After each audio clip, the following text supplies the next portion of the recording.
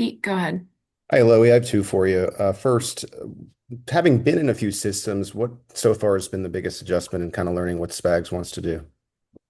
Yeah, obviously a lot of respect for Spags and what he's been able to do in his career. I think just the amount of layers that he's had over the long career, I think that's and the depth and the way that he's able to put together his scheme is probably the biggest adjustment.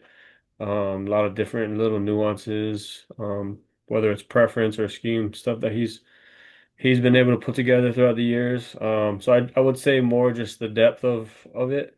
I've seen pretty much, a lot of different, most of the coverages since I've been in the league, but just the depth and the detail is definitely the biggest adjustment, and it makes it fun for me. And then with so many new players in the secondary, including yourself, what do you think is most important to establish in phase two ahead of OTAs that start next month?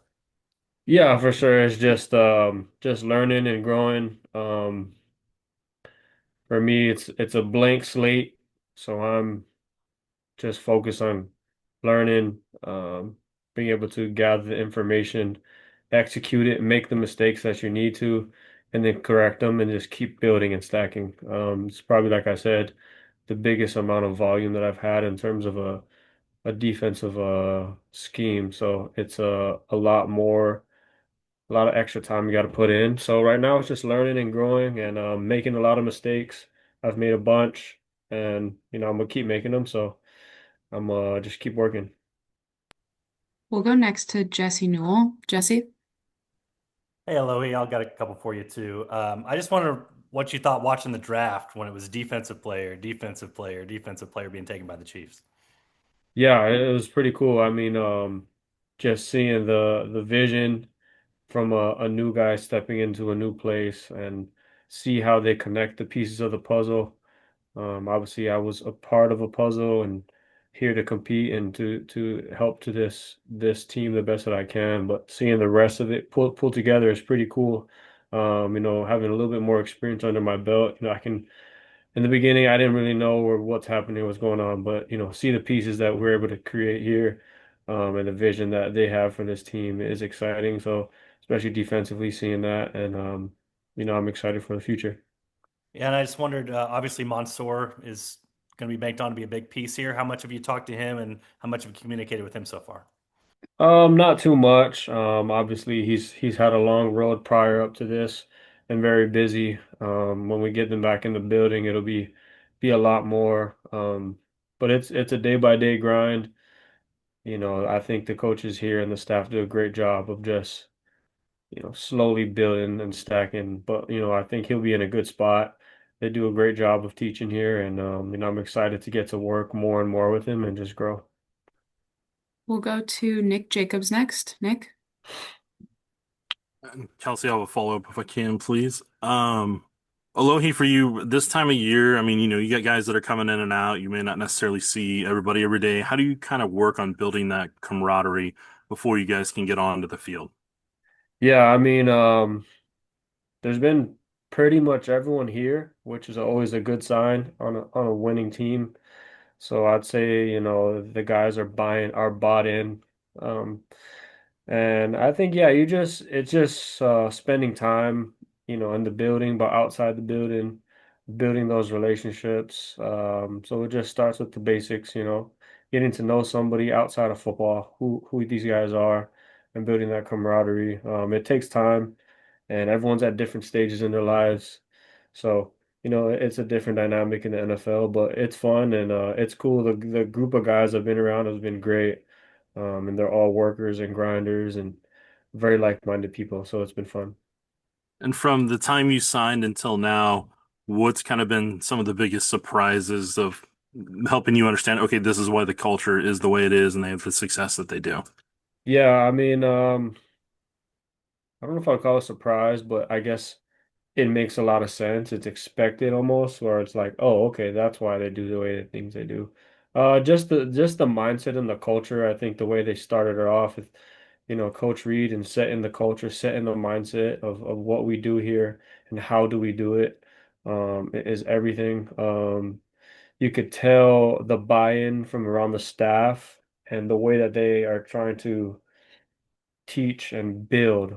Um, Everything is built towards the vision of winning, and that is what they do here, and it makes a lot of sense, and it's obviously had results. So it's been pretty cool for me coming from a new place here and seeing this culture, and I'm just grateful to be a part of it. Looks like we have two more for you. We'll go to Matt Derrick next. Matt. Hey, Alohi, when we talked to you last, you really hadn't had a chance to get to know anything about the defense in depth and even some of your new teammates. What now has stood out in the last couple of weeks that you've been able to get into the playbook and meet some of the guys? Yeah, I mean it's been great.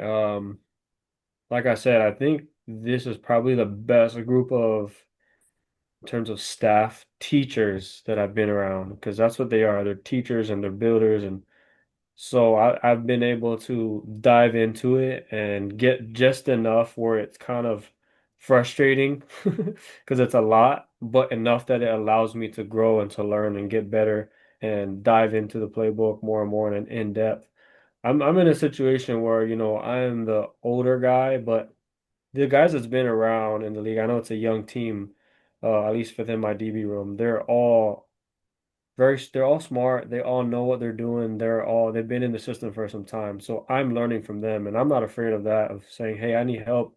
I've pulled them on the side. Hey, let's watch some film. Let's go do a little walkthrough right here. So it's not about, it's a collaboration. I'm in the learning phase. So it's not about coming in here and taking over it. And there's none of that. I'm learning. I want to be a part of this. So that's all that it's been for me. And the guys have been great. They've just been open armed and say, hey, what can I do to help? And everyone's been workers, so it's been really fun. And you mentioned being the older guy, and we talked to you about this last time. You're the vet of that group, really, in this Right. room. When you got to the Chargers, Derwin James was that guy. It looked like you guys had a pretty close relationship. How did that evolve, and what did you learn from Derwin that you think is going to help you being a leader in this group? Yeah, I mean, Derwin, when I first came in, I think he was a couple years older than me. Had some injuries. I had some other really good vets as well before Derwin, Rayshawn Jenkins, Jalil Adai, who was a 9-year vet. So I had a bunch of other vets as well. But with me and DJ Derwin, you got to learn the personalities of the people around you. And the way DJ's approach is he's a very rah-rah guy. He's very out there and very a lot of energy. And I was kind of the yin to his yang. I was the calm piece who was able to pull guys together, understand what we got to do, and just building those relationships in between. I think the biggest thing you got to do when you're a guy, I guess, who has some experience and maybe some young guys that look up to you is you got to be consistent. You got to come to work every day with the same mindset. You got to be the same person. I'm not here to be Derwin James. I'm not here to be any of the other guys who've been here in the past. All respect to them. They've been great players, but I'm here to be me and to build relationships authentically and being genuine.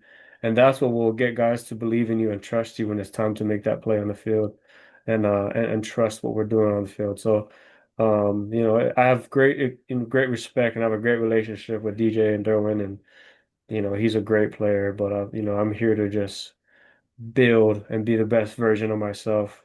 And I think by doing that, it helps the group as a whole. Thanks, Lohi. Yep.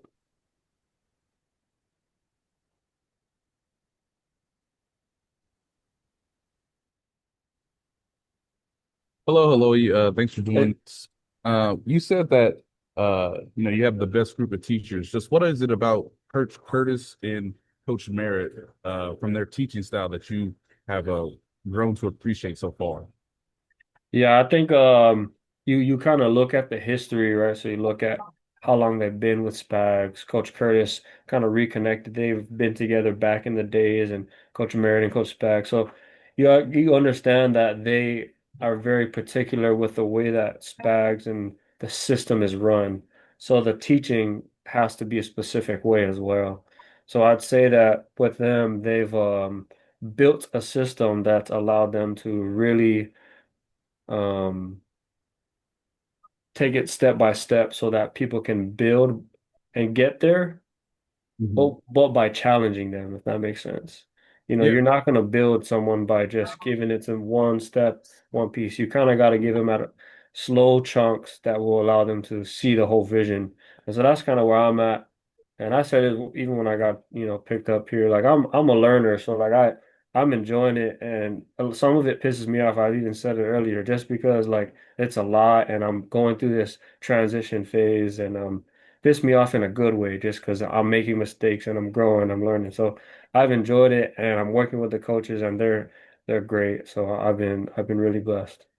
And lastly, when you talk about making mistakes and it sort of making you frustrated, is there an example of a mistake that you made where you can maybe see the bigger picture because you made that mistake? Right, just you know, you since there's no contact or nothing, we've had no football interactions in these OTAs.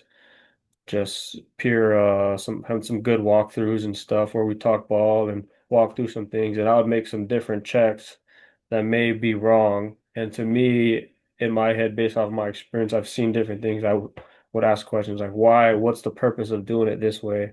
Is it preference? Is it scheme related? Is what X, Y, and Z? And once I get those answers, and it's not just from coaches, the players will tell me like Nick Bolton, hey, this is the reason why. Spanish like so like this, boom, boom, boom, boom. This is the verbiage. This is how we communicate. This is what the purpose is. So in a way, it pisses me off, but it's a good thing because you got to make those mistakes, and I'm gonna be making it as long, for a while until we get to the games. And when it's the game time, that's when it's time to go and execute. So I'm all full go. I'm gonna make every mistake possible, and just continue to grow and learn. And the group has been good. Looks like that's all we have for you today, Alohi. We appreciate the time and we'll talk to you soon. Thanks, guys. Appreciate Yeah, it. see Thanks, you later. Kelsey.